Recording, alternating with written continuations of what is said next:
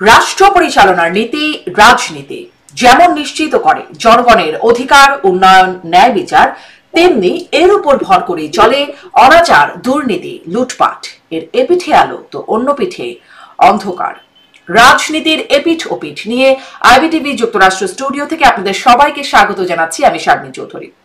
রাজনীতির এপিঠ ওপিঠের আজকের আয়োজনে আমার অতিথি রাজনীতি বিশ্লেষক ডাক্তার জাহিদুর রহমান এবং আছেন জাতীয় নাগরিক পার্টির যুগ্ম সদস্য সচিব আলাউদ্দিন মোহাম্মদ। স্বাগত জানাচ্ছি আপনাদের দুজনকেই রাজনীতির এপিঠ ওপিঠের আজকের আয়োজনে। আমি প্রশ্ন শুরু করতে চাই আলাউদ্দিন মোহাম্মদ আপনার কাছ থেকে, যে ৩রা আগস্ট অর্থাৎ আগামীকাল আপনাদের সমাবেশ আছে শহীদ মিনারে। আমরা জানি ছাত্র দলের আছে জুলাই জাগরণ নামের একটা আয়োজন চলবে সারাদিন সোহরাওয়ার্দী উদ্যানে। আপনারা সারা দেশ থেকে মানুষকে আসার আহ্বান জানিয়েছেন। যেখানে রবিবার হচ্ছে সপ্তাহের প্রথম দিন, এইচএসসি পরীক্ষা আছে, বিসিএস পরীক্ষা আছে। আপনারা কি তাদের কথা একটু ভেবেছেন যে তাদের জন্য আসলে কেমন হবে বিষয়টা? আপনারা ধরেন সাধারণ মানুষকে তো জীবিকা, নিজের জীবিকা নিজেকে অর্জন করতে হয়, মানি মেকিং মেশিন তো কারোর জন্য এসে যায় নাই অনেকের মতোই, মানে জুলাই নেতাদের অনেকের মতোই। তাদের কথা কি আপনারা আসলে ভাবেন যে তাদের দিনটা কিভাবে যাবে? আলাউদ্দিন মোহাম্মদ। আপনাকে ধন্যবাদ, আমার সহ আলোচক জাহেদ ভাইকে ধন্যবাদ এবং যারা দেখছেন সবাইকে শুভেচ্ছা জানাচ্ছি। আপনি যে প্রসঙ্গটি অবতারণা করেছেন এটি খুবই গুরুত্বপূর্ণ এবং তার চেয়ে বেশি গুরুত্বপূর্ণ হলো যে গত বছর ৩ অগাস্টে যে ঐতিহাসিক এক দফা ঘোষণা হয়েছিল সেই দিবসটিকে স্মরণীয় করে রাখা এবং এই দিবসটির যে প্রতিপাদ্য ছিল যে কি কারণে সেই দিন শহীদ মিনারে বাংলাদেশের আপামর জনতা একত্রিত হয়েছিলেন এবং তাদের তখনকার আকাঙ্ক্ষা কি ছিল এবং তাদের যেই আপনার তখনকার উদ্দেশ্য 1 বছর পরে এসে সেটা কতটুকু পূরণ হলো এটা রিভিজিট করার প্রয়োজন। এখানে নাগরিক যে ভোগান্তির ব্যাপারটি এসেছে এটা অবশ্যই গুরুত্বপূর্ণ এবং দুইটি সংগঠন সেখানে প্রোগ্রাম করছে, ছাত্রদল এবং এনসিপি। দুটো সংগঠনই অগ্রিম তাদের নাগরিকদের কাছে আপনার দুঃখ প্রকাশ করেছে। একই সাথে আরেকটা বিষয় আমাদেরকে স্মরণ রাখতে হবে, আমরা তো ইতিহাস বিস্তৃত জাতি, আমরা ইতিহাসকে বিভিন্ন ভাবে নিজেদের মতো করে ব্যাখ্যা দান করি, নিজেদের মতো করে ন্যারেট করি।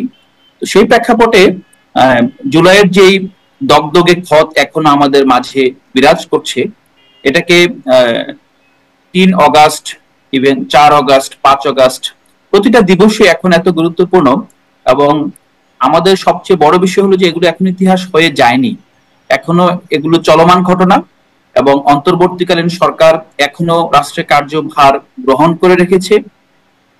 এই সময়ে এই দিবসগুলোর মাধ্যমে জুলাইয়ের যেই চাওয়া ছিল সেই চাওয়া কতটুকু আদায় করা যায় সেটা অনেক গুরুত্বপূর্ণ বিষয়। তো এই সরকারের সাথে কি কোনো রকম কথা আপনারা বলার চেষ্টা করেছেন যে বিসিএস পরীক্ষা মানুষের, মানে আপনারা যেই পরীক্ষার কে সূত্র ধরে বা উদ্দেশ্য করে এত বড় আন্দোলন শুরু করে দিলেন, সেই পরীক্ষাটা মানুষের কেমন হবে, কিভাবে তারা জায়গা মতো সবাই যেতে পারবে?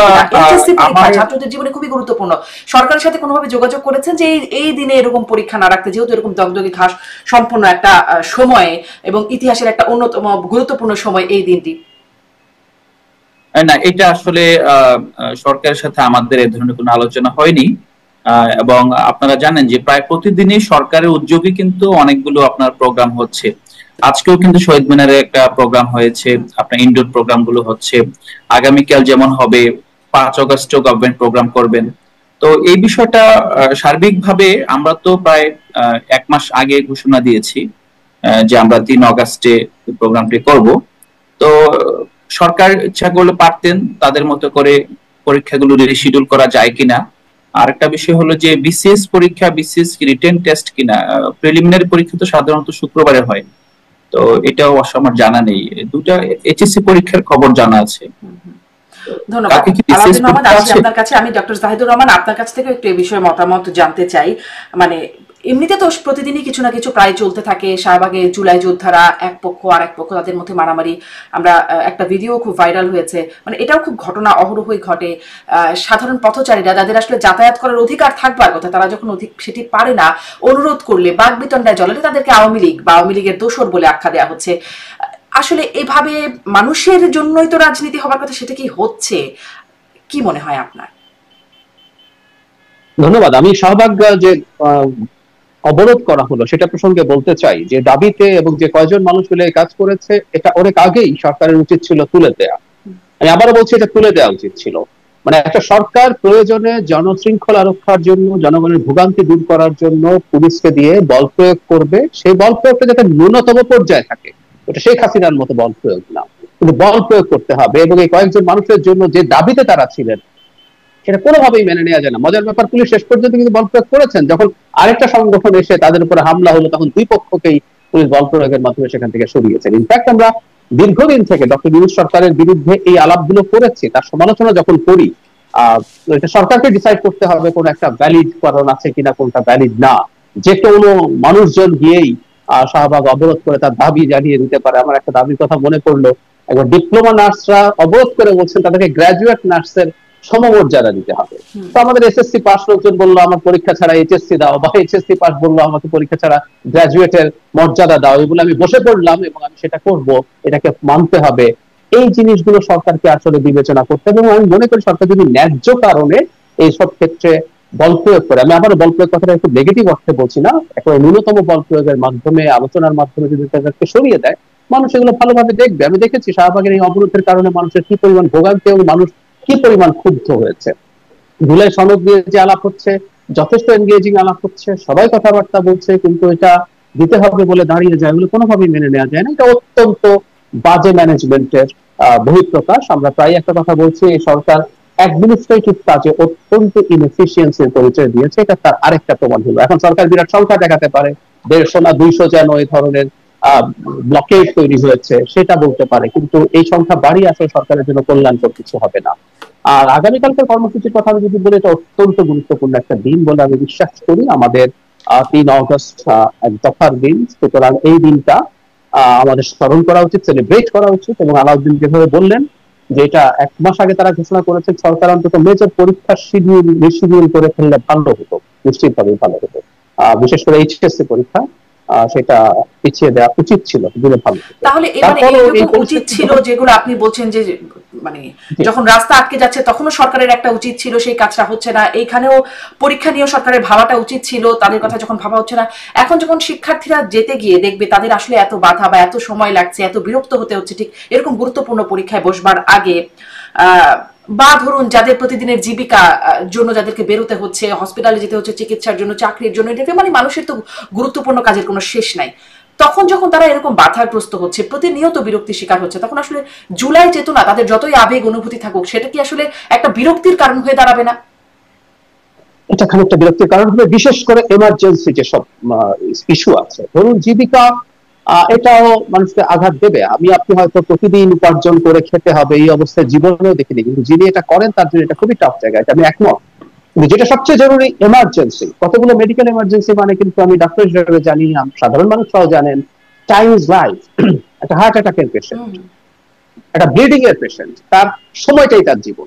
জাস্ট সাম মিনিটস এদিক সেদিক হওয়া তার জীবন সংশয় তৈরি করতে পারে। তো আমরা অনেক কিছু জানি না, অনেক ক্ষেত্রে এই ঘটনা জানি না, মানে চোখ বন্ধ করে বলে দিতে পারি 1.5 কোটি বা 2 কোটি মানুষের শহরে এই দেরিজনিত কারণে কিছু মানুষের মৃত্যু পর্যন্ত হয়ে যাচ্ছে।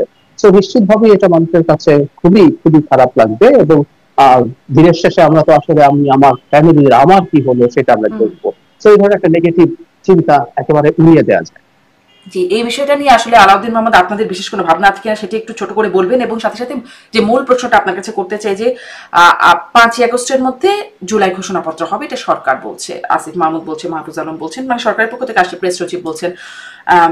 আপনাদের তাহলে যে জুলাই ঘোষণাপত্র আগামীকাল দেওয়ার কথা, সেটা আপনার সেখান থেকে সরে আসছেন। এর আগেও একবার 31শে ডিসেম্বর তখন সরে আসছিলেন। এখন আসলে আপনাদের সাথে আপনারা কনভিন্সড জুলাই ঘোষণাপত্রের যে খসড়া দেখেছেন তাতে, মানে সরকার যেটা ঘোষণা করতে পারবে সেটাতে আপনারা কনভিন্সড কিনা? হ্যাঁ, মূল বিষয়টি হলো যে আপনি প্রথমত জাহিদ ভাইয়ের আলোচনার সাথে একটু জুড়ে দিয়েছিলেন যে মূলত আমরাও কিন্তু চাই যে, আমরা কখনোই চাই না যে আপনার রাজনৈতিক প্রোগ্রামের কারণে নাগরিক জীবন এবং যেটা ইমার্জেন্সি সার্ভিস সেগুলো ব্যাহত হোক। তো এটা আমাদের আসলে যে নগর, সেই বিষয়ে পুনর্ভাবনা আমরা করছি এবং করতে হবে। পাশাপাশি আমাদের রাজনৈতিক যে সংস্কৃতি, সেই সংস্কৃতি পরিবর্তন প্রয়োজন। এবং রাস্তাঘাট বন্ধ করে কিংবা শহরের মধ্যে যেই আপনার শোভাযাত্রা তারপর মহাসমাবেশগুলো হয়। তো সেই বিষয়গুলো আসলে আপনার সামগ্রিক কালচারের পরিবর্তন প্রয়োজন। এখন এখানে এক একটি দল কিংবা বিশেষ কোনো রাজনৈতিক সংগঠনকে এই বিষয়টার জন্য আসলে বলা যায় না। এটা স্বাভাবিকভাবে রাজনীতিতে আপনার যারা আপনার এস্টাবলিশড পাওয়ার আছে তাদের কাছ থেকে যখন পরিবর্তন ইঙ্গিত পাওয়া যায় তখন ছোট ছোট শক্তিগুলোর জন্য সহজ হয় এই বিষয়গুলো। তো আপনারা বলছেন মানে এই সবগুলোই তো নতুন বন্দোবস্তের মধ্যে থাকার কথা ছিল, তাই না? যে জনপ্রগতি আপনাদের একটা অন্যতম প্রায়োরিটি হবে। না, অবশ্যই একটা বিষয় যেটা জাহেদ ভাই বলার পর আমি অ্যাড করতে চাচ্ছি না, তবে একটা বিষয় আমাদেরকে মাথায় রাখতে হবে যে আপনার হিস্ট্রি এবং যে মেমোরিয়ালাইজেশন এটা আসলে যে কোনো জাতির জীবনে খুবই গুরুত্বপূর্ণ। বিশেষ করে আপনার যে ইভেন্ট গুলো মানুষকে দীর্ঘদিন ধরে আপনার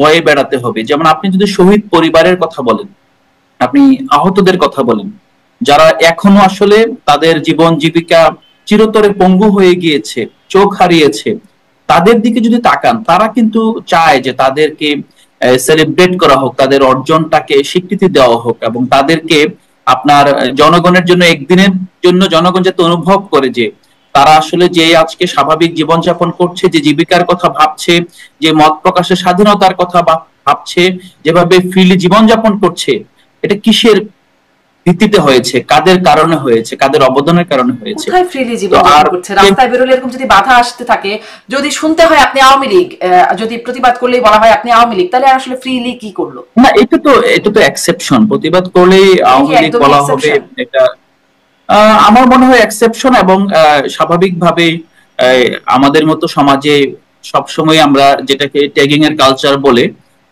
আমরা এটা ঘোর বিরোধী। আর একটা বিষয় এটা বিশ্বজুড়ে আছে যে give a bad name before killing a dog।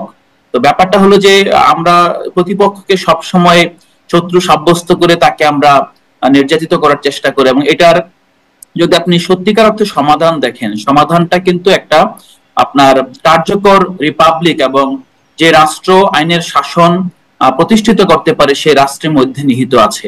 এটা রাজনৈতিক দল হিসেবে আমরা মনে করি যে এটা আমাদের সেই প্রতীতি আছে, আমাদের সেই প্রতিশ্রুতি আছে, আমরা সেটা সবসময় ভেবে দেখবো।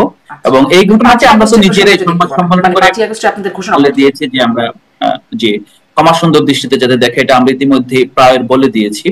5 আগস্টের মধ্যে আমরা যে ঘোষণাটি পাচ্ছি, 5 আগস্টেই যেটা আজকে ঘোষণা দেওয়া হয়েছে, মূলত আমাদের যে দাবি ছিল, আপনি যেটা যথাযথ বলেছেন, আমরা আরেকবারও সরকারের আশ্বাসের ভিত্তিতে আমরা সরে এসেছিলাম, কিন্তু তখনকার যে প্রেক্ষাপট ছিল আর এখনকার প্রেক্ষাপট অনেকটাই আলাদা।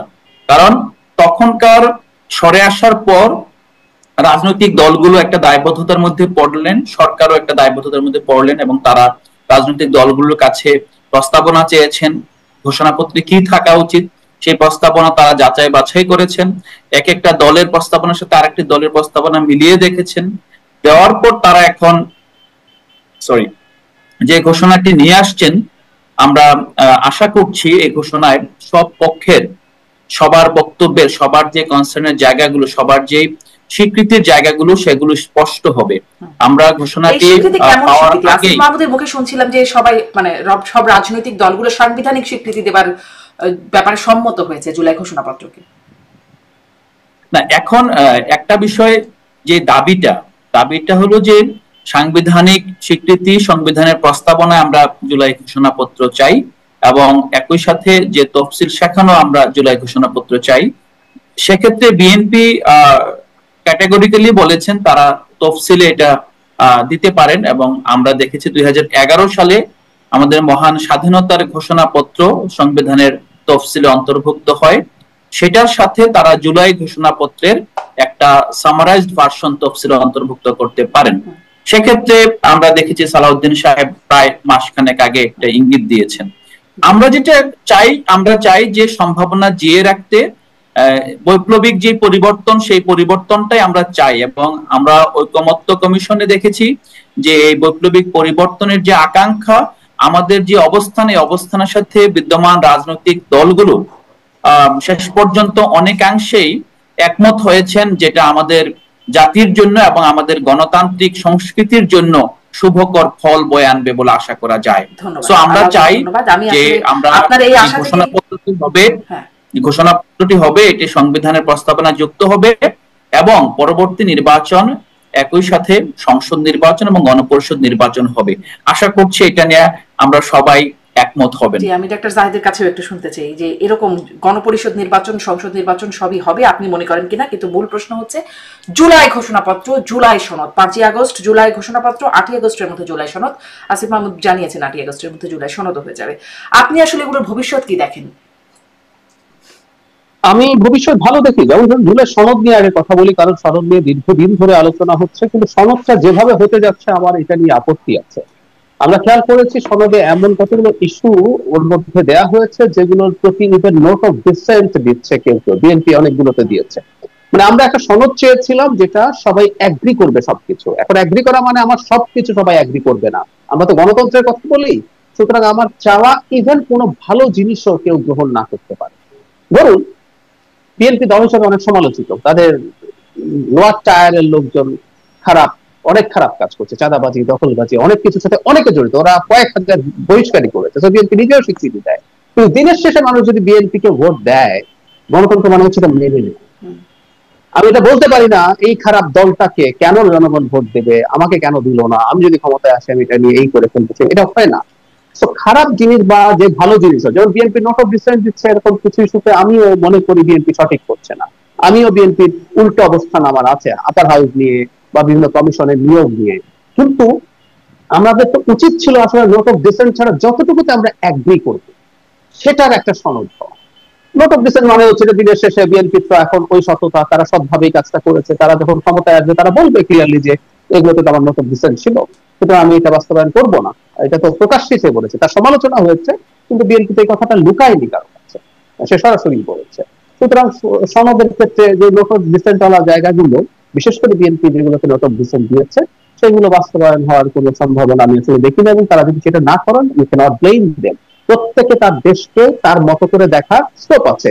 এখন দেখতে গিয়ে কেউ যদি বলেন বিএনপি স্বৈরাচারী হয়ে উঠবে, ফ্যাসিস্ট হয়ে উঠবে, হাসিনার মতো করে তারা রাজনীতি করুক এবং জনগণকে সেটা নিয়ে অ্যাপিল করুক যে তাকে ভোট দিও না, সে আসলে শেখ হাসিনা হয়ে উঠতে চায়, কিন্তু ও করবে না, এটা বলেছে। তো সনদে নোট অফ ডিসেন্ট ছাড়া বাকি জিনিসগুলো, এটা আমি একেবারেই কনফিডেন্ট যে বিএনপি ক্ষমতায় যদি যায়ও তারা এগুলো বাস্তবায়ন করবে, কারণ তারা ততটুকুই করতে চেয়েছে, সনদের মধ্যে ছাড় দিয়েছে যতটুকু তারা বাস্তবায়ন করবে। না হয়তো ওরা সবকিছু মেনে নিতে পারতো অ্যাপারেন্টলি, তারপর যখন ক্ষমতায় আসবে ভুলে যাবো, আমাদের একটু আস্থা তো আছে। কিন্তু বিএনপি এবার কিন্তু এই কাজটা করেনি, তারা সবভাবে করেছে।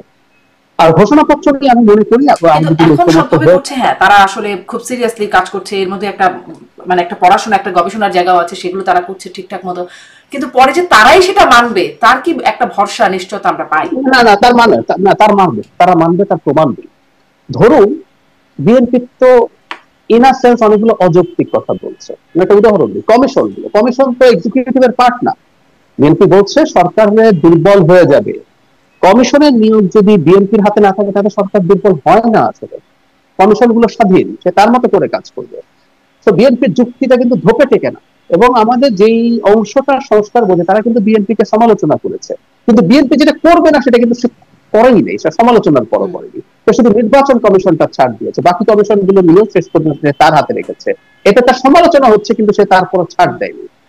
খেয়াল করুন, আপার হাউসের প্রপোর্শনাল রিপ্রেজেন্টেশন না মানার কারণে সে যেভাবে করতে চায়, এটা লোয়ার হাউসের এক্সটেনশন, সমালোচনা হচ্ছে, বিএনপির বদনাম হচ্ছে, কিন্তু খেয়াল করুন বিএনপি তারপরে জায়গা থেকে সরে আসেনি। ধরুন প্রধানমন্ত্রী আর দলের প্রধান একই ব্যক্তি হতে পারবেন না, আমাদের অনেক সিভিল সোসাইটির মানুষ এটার পক্ষে আছেন এবং এটাতে রাজি না হওয়ার কারণে বিএনপিকে সমালোচনা করছেন। খেয়াল করবে সে যেটা করবে না সমালোচনার পরও সেটা করেনি। যদি সে মানবে না বলতাম, সে যদি সবকিছু খুব সহজে মেনে নিত, আচ্ছা ঠিক আছে একবার ক্ষমতায় আসি, তারপরে এগুলো কিছু শুনবো না, ইচ্ছা মতো সবকিছু করবো, এত কেসের মধ্যে তাকে যেতে হতো না, তার বদনামের ভাগিদার হতে হতো না। সেজন্য আমি মনে করি বিএনপি ঠিক ততটুকুই এগ্রি করছে যেটা তারা করবে। সে কারণে আমার মনে হয়, আর এখন জাতির সামনে যেভাবে তারা কথা বলেছে, আজকের যুগার ওই আমরা প্রায় 3 জোটের রূপরেখার আলাপ করি, সেই 3 জোটের রূপরেখার বাস্তবতা এখন আর নাই। গ্রামে সাধারণ মানুষরাও এখন এগুলো নিয়ে এত কথাবার্তা হচ্ছে, টকশোতে হচ্ছে, লাইভ হচ্ছে ঐক্যমত্য কমিশনের কথা, বিভিন্ন রকম মানুষ লিখছেন, বলছেন। দিনের শেষে মানুষের কাছে এগুলো জানাজানি হয়ে গেছে। বিএনপি যেগুলো এগ্রি করছে এগুলো না করে আসলে পারবে বলে আমি মনে করি না তারা করবে, এটাই আশা করতে চাই নিশ্চয়ই তেমনটাই হবে। এই যে আইনি ভিত্তি দেবার কথা বলা হচ্ছে জুলাই সনদের, সেটি এনসিপিও বলছে, জামাতও বলছে, জামাত আইনগত ব্যবস্থা নেওয়ার কথাও বলছে। এটার আসলে এই বিষয়টাকে আপনি কিভাবে দেখছেন? কি মনে হয় আইনি ভিত্তি কিভাবে হবে, হবে কিনা? আমি আসলে মানে সাংবিধানিক যে ইস্যুগুলো আছে এগুলোর আইনি ভিত্তি নিয়ে কেন আলাপ হচ্ছে না সেটা জানি না। কারণ সাংবিধানিক ইস্যুগুলো দিনের শেষে পার্লামেন্ট, সেটা গণপরিষদ কাম পার্লামেন্ট হোক বা শুধু পার্লামেন্ট হোক, কোনো না কোনো ফর্মে সেটাকে বৈধতা দিতে হবে, এছাড়া আর কোনো উপায় নাই। আইনি ভিত্তি দিয়েও বা লাভ কি হবে? মানে আমি অবাক হই, ধরুন বিএনপি কে, তার মানে কি তারা মনে করছে যে এই ঐক্যমত্যগুলো হবে সেগুলো বিএনপি কার্যকর করবে না। ও যদি না করে তো এমনিও পারে। 11 সময় 150টা অধ্যাদেশ জারি হয়েছিল, আওয়ামী লীগ তার মধ্যে প্রায় 50টাকে আইনে পরিণত করেছে, কারণ অধ্যাদেশ এখন এফেক্টিভ হলেও পরবর্তীতে পার্লামেন্টে পাশ হতে হয়, এবং প্রায় 50টার একটা বড় অংশ তারা পরিবর্তন করে ফেলেছে। এখন এই রিলাইজ যদি না করি, আমরা আইন করে ফেললেই, আইন মর্যাদা দিলেই তারপর সেটা বাস্তবায়িত হয়ে যাবে, এটা খুবই অদ্ভুত চিন্তা। যে দলটাকে আপনি রিলাই করছেন না যে সে এটা করবে, এটা আপনি রিলাই করছেন না, তো সে আইনগত মর্যাদা যদি দেন তারপর সে সেটা ফলো করবে, এটা আপনি কিভাবে বিশ্বাস করেন? তখন আইন কি বাইরের দেশের কেউ এসে সেটা পালন করাবে? নো ওয়ে, তখন সেই দলই ক্ষমতায়, সে যদি না মানে সে না মানবে। তো এগুলো খুবই উদ্ভট হাস্যকর যুক্তি আমার কাছে, সব বিরোধিতা আছে তাদের। আলাউদ্দিন, আপনি আসলে এই বিষয়ে কি বলবেন? মানে এটিকে উদ্ভট হাস্যকর বিষয় বলছেন ডক্টর জাহিদ।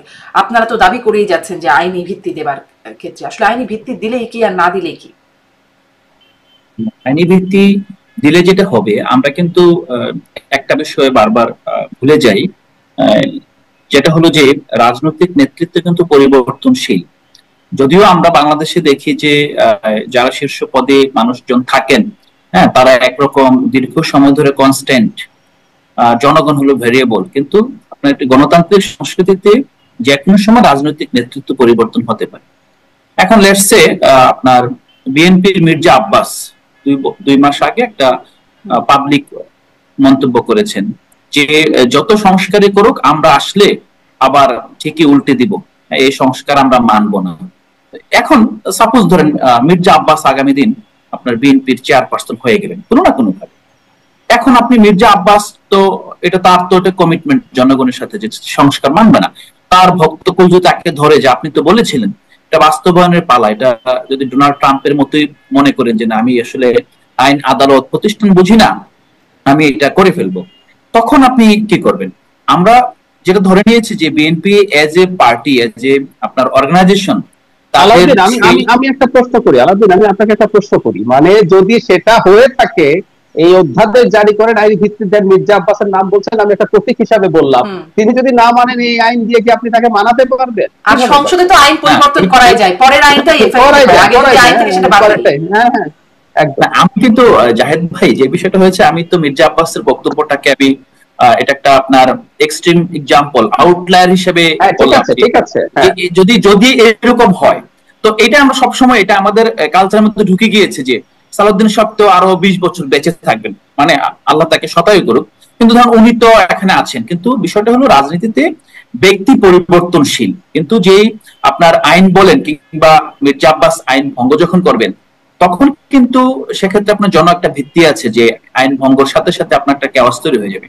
বাট যখন এটা আইন হয় না, তখন কিন্তু আইনে পরিবর্তন করার মানে আইন ভঙ্গ করলে আমাদের দেশে কেওয়াস তৈরি হয় কি? আসলে প্রতিশ্রুতি দিয়ে ভঙ্গ করে ফেললে তাতেই তো কেওয়াসের জন্য যথেষ্ট।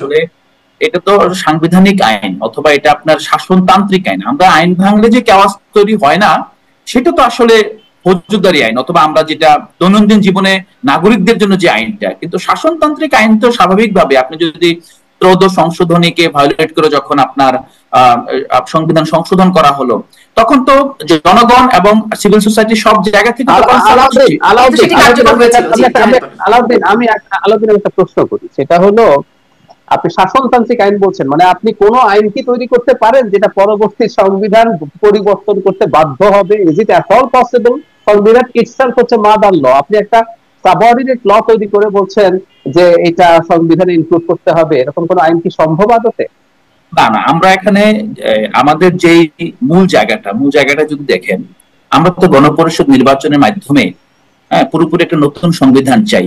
হ্যাঁ, সেটা ঠিক আছে, সেটা ঠিক আছে। না, এইটার আলোকে আমাদের যেই যুক্তি, আমাদের যে অবস্থান, আমাদের অবস্থানটা তো আমাদের যে মৌল দাবি, এই দাবির সাথে আপনার সাংঘর্ষিক হবে না। যেমন আমাদের মৌল দাবিটা মেনে নিলেই যদি সবগুলো দল মত মিলে ইয়া হয়, তখন কিন্তু আমাদের সবগুলো জায়গা ইজি হয়ে যায়। যেমন আপনি যেটা বলছেন যে অর্ডিন্যান্স, যদি বিএনপির মৌল দাবি হয়, বিএনপি তো আপনাদের এই গণপরিষদ ভোটের বিষয়ে মানে না। বিএনপি তো আরো মানে আপনারা যেগুলোকে মৌলিক দাবি বলে দাবি করছেন সেগুলো আসলে বিএনপি মানে না। তো আপনাদের দাবি মানতে হবে, বা বিএনপি যে দাবি করছে সেটা মানবেন, আপনারা মানবেন না। মানে আপনারা যদি ছাড় না দেন বিএনপি দেবে কেন?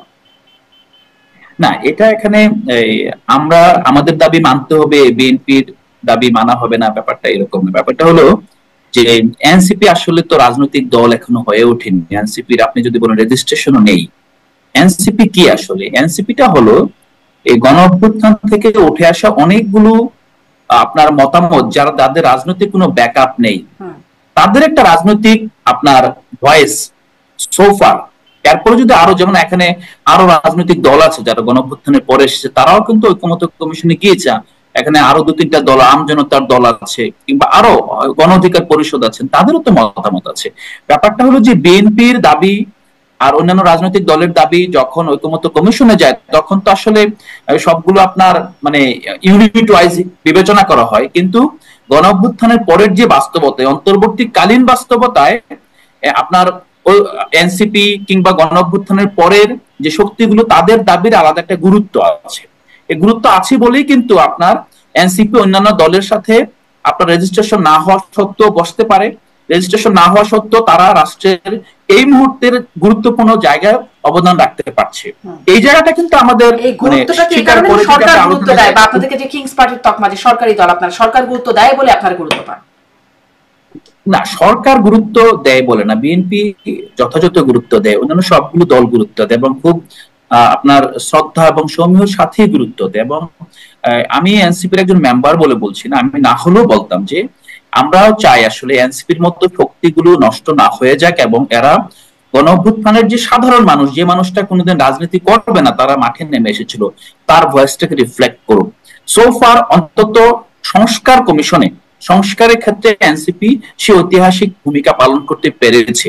এখন পর্যন্ত যেই জায়গায় পরিবর্তনগুলো এসেছে অন্যান্য দলগুলোর, এই জায়গাগুলো কিন্তু এনসিপির একটা আপনার অনবদ্য অবস্থানের কারণে কিন্তু হয়েছে। আমরা যে গণপরিষদের দাবি করছি স্পষ্ট। আমি আরেকটা প্রসঙ্গে যাই, এই প্রসঙ্গটা মোটামুটি আলোচনায় আসলো। আরেকটা প্রসঙ্গে যাই, যেটি আসলে কদিন ধরে আলোচনা হচ্ছে। গেল 31শে জুলাই প্রেস সচিব যেটি বলেছেন, প্রধান উপদেষ্টার প্রেস সচিব, যে 5-6 দিনে বাংলাদেশের রাজনৈতিক বন্দোবস্তের জন্য ক্রুশিয়াল সময়, দুঃখিত, এই সময় বোঝা যাবে আমরা কোথায় যাচ্ছি। ডাক্তার জাহিদ, নিশ্চয়ই এই প্রশ্নটা উত্থাপিত হয়েছে আপনার কাছেও, কেন বাংলাদেশের রাজনৈতিক বন্দোবস্তের জন্য গুরুত্বপূর্ণ সময় এই 5-6 দিন, এবং কি বোঝা যাবে আমরা আসলে কোথায় যাচ্ছি বলে মনে হয়? আমি এগুলো এক ধরনের অতিশয়োক্তি বলে মনে করি। কারণ হলো, যেহেতু সরকারের এক ধরনের এজেন্ডা আছে, যদিও সরকারের এজেন্ডা থাকার কথা ছিল না। আমি একটা ইন্টারভিউর কথা স্মরণ করি, এই যে নোট অফ ডিসেন্ট প্রসঙ্গে মনে পড়লো। মানে ঐক্যমত্য কমিশন কেন নোট অফ ডিসেন্ট টাইপের দিয়েও একটা কিছু কথা লিখে দিতে হবে, এটা আবার সিরিয়াস প্রশ্ন। প্রধান উপদেষ্টা যারা মাহফুজা নাম, ডেইলি স্টারের সম্পাদকের সাথে একটা ইন্টারভিউতে এই হেডলাইনে ডেইলি স্টারে এটা পাওয়া যায়, যে খুঁজলেই পাবেন, যে আমরা ফ্যাসিলিটেটর, আমরা কোনো শাসক নই।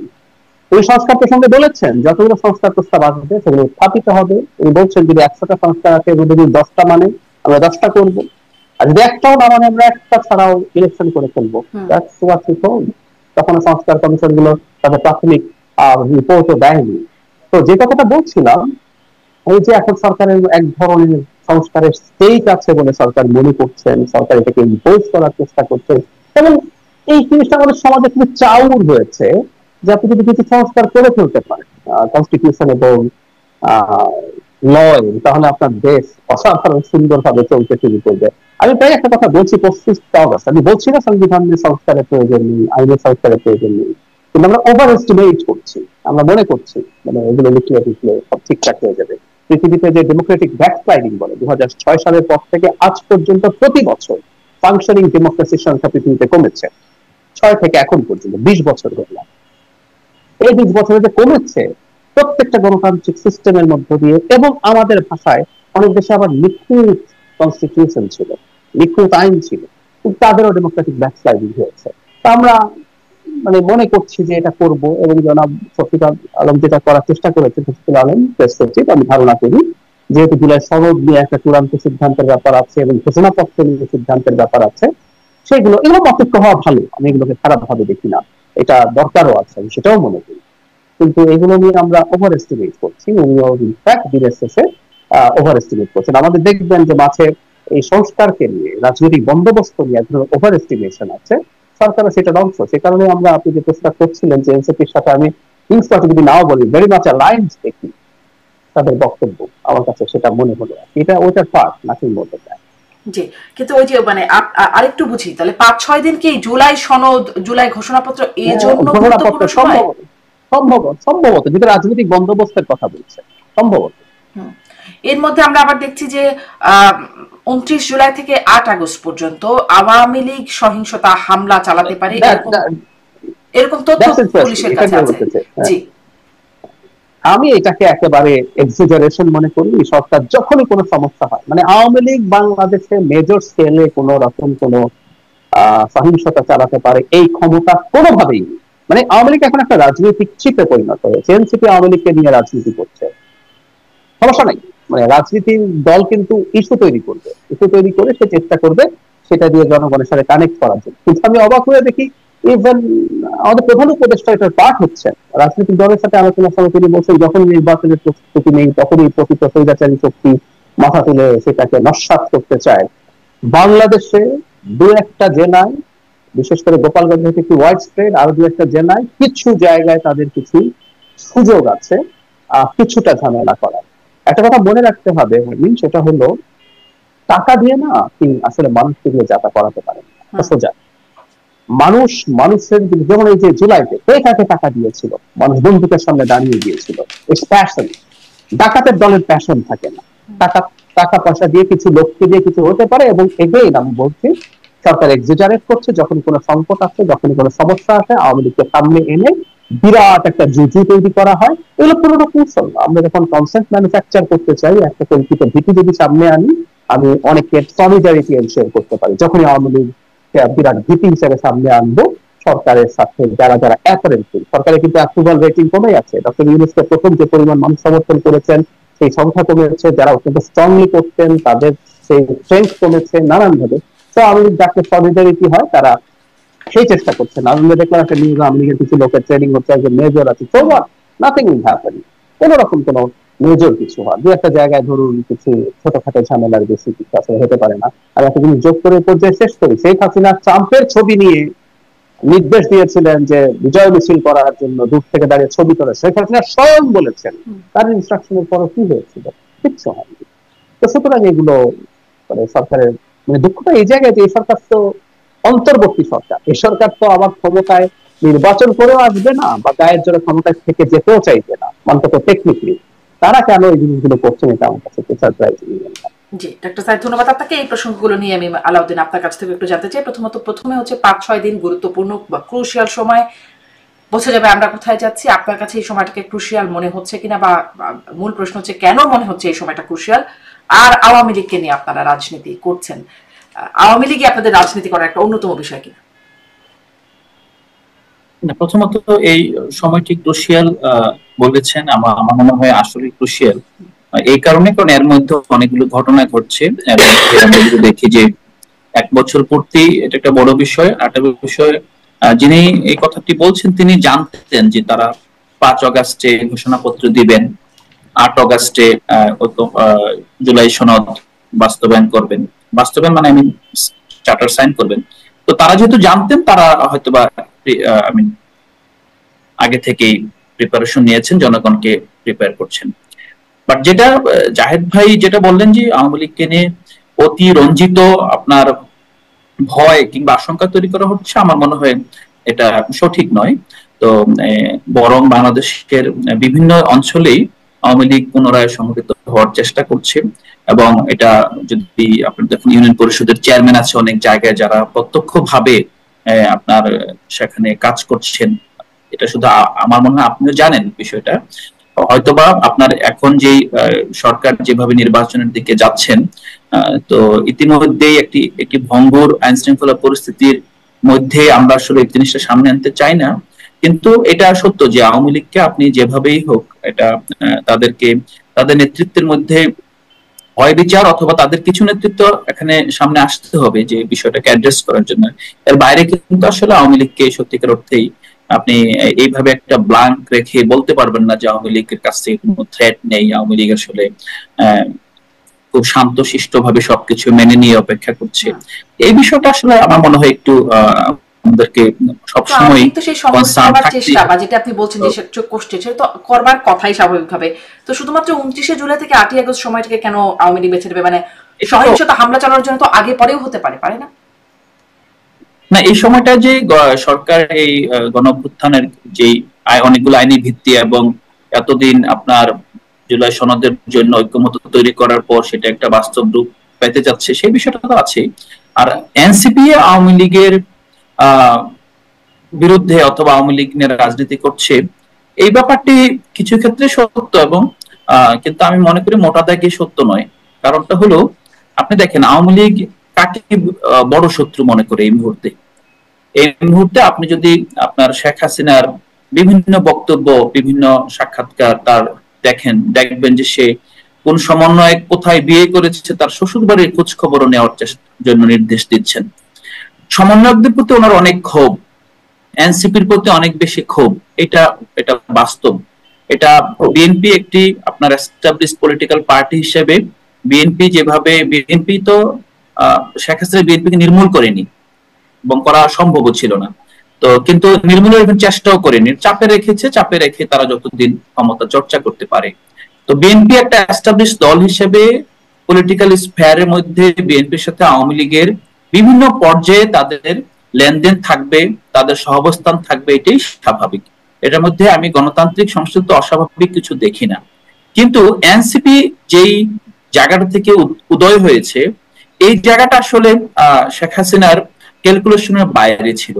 যেহেতু বাইরে ছিল, যেটা একটা কথা আছে না যে তোমাকে বধিবে যে গোকুলে বাড়িছে সে, তারই আপনার পেলে পোষা এই যে তরুণ প্রজন্ম, পেলে পোষা বলতে এইভাবে বলছে, আপনি দেখবেন যে যখন কেউ ভাইরাল হতো, কেউ সেলিব্রিটি হচ্ছে, ইনফ্লুয়েন্সিয়াল হচ্ছে, তাদেরকে নিয়ে বিভিন্ন পর্যায়ে তারা প্রোগ্রাম করতেন, তাদেরকে সামহাও কিনে ফেলার চেষ্টা করতেন।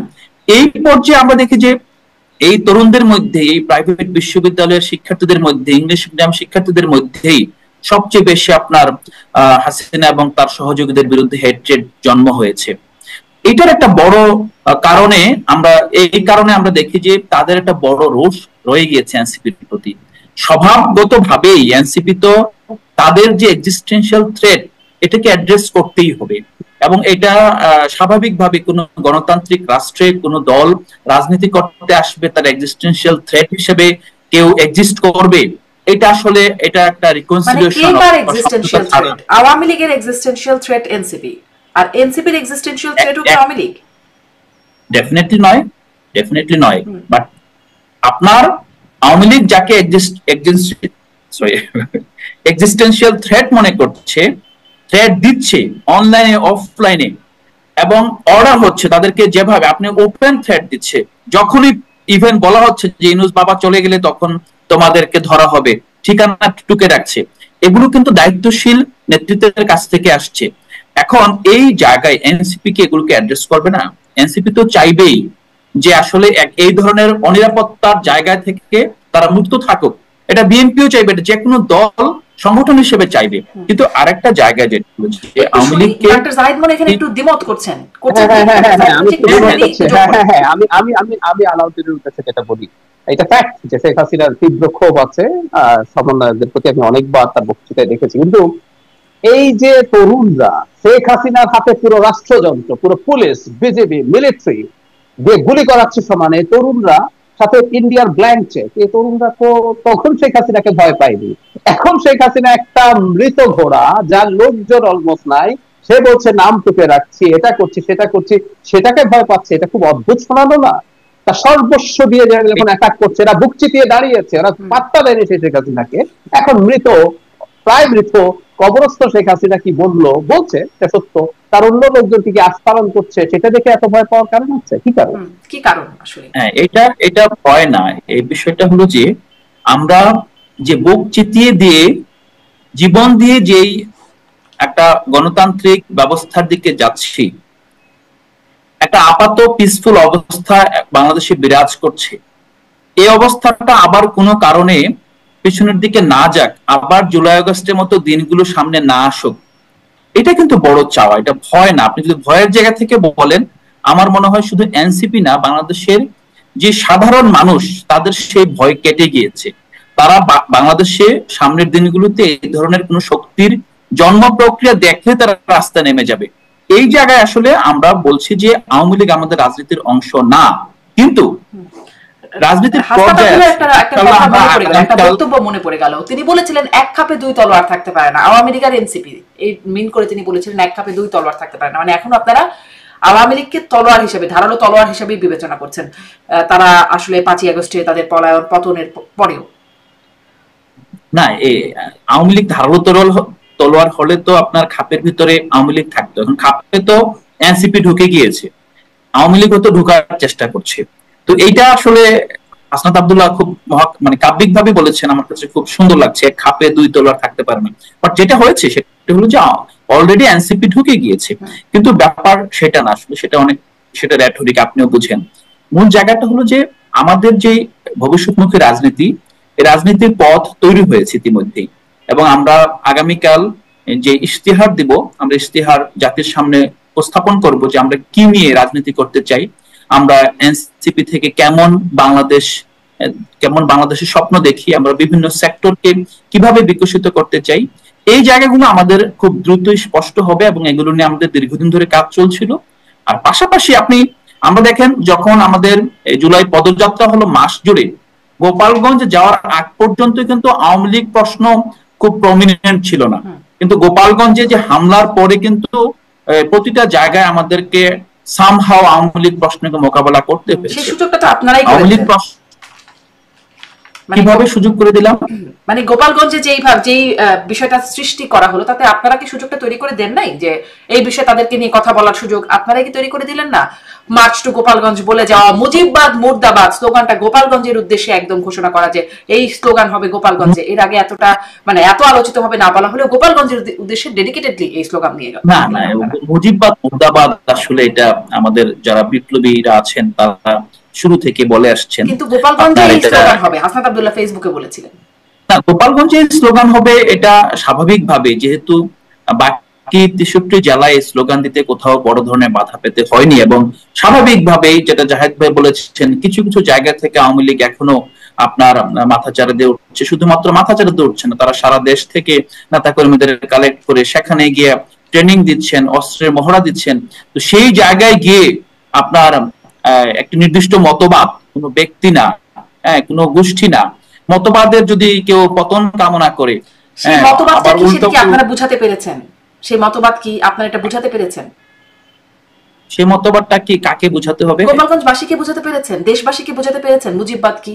কারণ মুজিববাদ দিয়ে সার্চ করলে গুগলে যা আসে সেটা তো খুব ভালো কথা আসে, মানে উইকিপিডিয়াতে না। মুজিববাদ তো স্বাভাবিকভাবে এটা ভালো কথাই, কিন্তু কথা হচ্ছে যে মুজিববাদের নামে পুরো বাংলাদেশকে যখন কুক্ষিগত করে ফেলবেন এবং এই নামে যখন ফেসিবাদ কায়েম করবেন, ষড়যন্ত্র কায়েম করলো, শেখ হাসিনা তো কখনো মুজিববাদ বলেন নাই। শেখ হাসিনা মুজিববাদের যে প্রিন্সিপলস এবং মুজিবকে যেই আপনার ধর্মগুরুর জায়গা নিয়ে গিয়েছেন, এই জায়গাটা তো আপনাকে অ্যাড্রেস করতে হবে। মুজিববাদ শুধুমাত্র আপনি ওই মুজিব ধর্মের 4 প্রিন্সিপল সেটা না, মুজিববাদ হলো মুজিবের নামে একটা টার্ম দিলেন, এই টার্ম তো শেখ হাসিনাও ব্যবহার করেন নাই।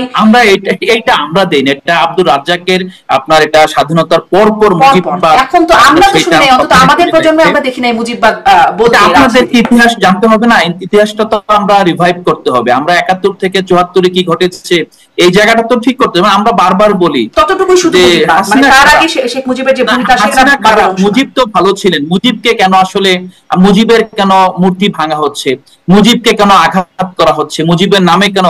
দেখেন, বিষয়টা হলো যে মুজিবের নামে কি হয়েছে সেটা তো আপনার মুজিবের সময়কার যেই যারা রাজনীতি করেছে তারা জানে ভালোভাবেই।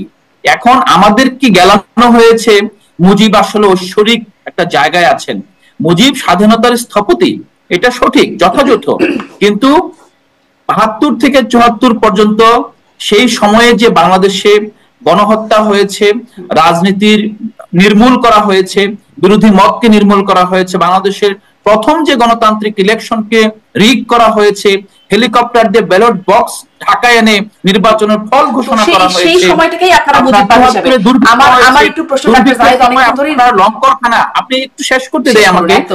দুর্ভিক্ষের সময় লঙ্করখানার চাবি আওয়ামী লীগের নেতাদের হাতে ছিল, ঢাকা রাস্তায় মানুষ মরেছে, তারপর আমরা দেখেছি বাকশাল কায়েম হয়েছে।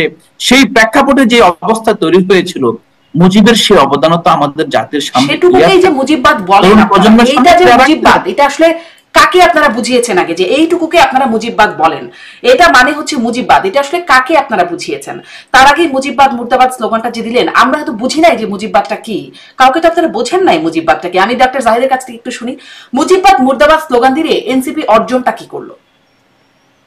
আমি আসলে নিজেই খুব কনফিউজ। আমরা এনসিপি সমানে যখন শেখ হাসিনাকে ফ্যাসিস্ট বলে, আমি মনে করি শেখ হাসিনাকে ফ্যাসিস্ট বলা মানে শেখ হাসিনাকে সম্মান করা। আমি 25 অগস্ট এই কথাটা বহুবার বলেছি, শেখ হাসিনাকে ফ্যাসিস্ট বলা মানে তাকে সম্মান করা। আমি আবারও বললাম, শেখ হাসিনা 18 সাল পর্যন্ত তার মধ্যে কিছু ফ্যাসিস্ট বিহেভিয়ার ছিল, ফ্যাসিস্ট একটা ন্যারেটিভ লাগে। এবং মজার ব্যাপার, আপনি রাইট যে এই সময়ের মধ্যে তিনি তার বাবার মুজিববাদ, তার বঙ্গবন্ধুর স্বপ্ন বলতেন, মুজিববাদের আলোকে দেশ গড়া হবে, এই তো কোনো আলাপুরি 18 পর্যন্ত করেননি।